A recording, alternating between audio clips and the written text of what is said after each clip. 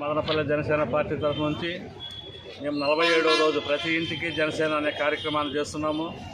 ఈరోజు చిత్తూరు బస్టాండ్లో ప్రతి అంగడికి కూరగాయల అంగళ్ళు, ఎరువుల అంగళ్ళు, అరటిపండు అంగళ్ళు, ప్రతి అంగడికి మన జనసేన పార్టీని తీసుకుపోయి ప్రతి ఒక్కరూ జనసేన తెలుగుదేశం యొక్క ఉమ్మడి ప్రభుత్వాన్ని మనం తొందరగా ఏర్పరచుకోవాలా.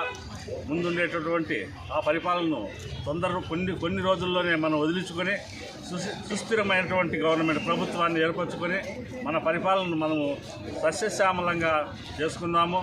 మన నియోజకవర్గాన్ని మనం అభివృద్ధి చేసుకుందాము. ప్రతి ఒక్కటి మనం అందరితో కలిసి అన్ని వర్గాల వారితో కూడా కలుసుకొని ఒకరిని కలుపుకుంటూ పోయి మనం ఈసారి అత్యధిక మెజార్టీతో సంపూర్ణమైనటువంటి మెజార్టీ తీసుకొచ్చేసి అభ్యర్థిని మనము తెలుగుదేశము జనసేన యొక్క అభ్యర్థిని ఉమ్మడి అభ్యర్థిని అత్యధిక మెజార్టీతో గెలిపించుకుంటాము అని మదనపల్లి జనసేన పార్టీ తరఫున విన్నవించుకుంటున్నాము. మరియు ఈ ప్రభుత్వంలో ఏ ఒక్కరు కూడా కార్మికులు కానీ, చిన్న వ్యాపారస్తులు కానీ, తోపుడు బండ్లోళ్ళు కానీ ఎవరు కానీ పరిపూర్ణ సంతోషంతో లేరు.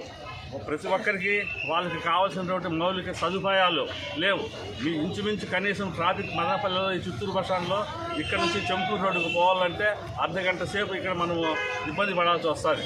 అర్జెంటుగా అంబులెన్స్ కావచ్చు, హాస్పిటల్ పోవాలన్నా పిల్లలు స్కూల్ టైంకి కూడా పోలేరు.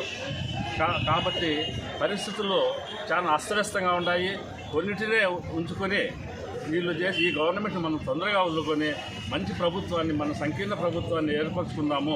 చంద్రబాబు నాయుడు గారి, పవన్ కళ్యాణ్ గారి ఆధ్వర్యంలో మంచి ప్రభుత్వాన్ని మనం ఏర్పరచుకుంటామని మదనపల్లి జనసేన పార్టీ తరఫున తెలియజేసుకుంటున్నాం. జై జనసేన.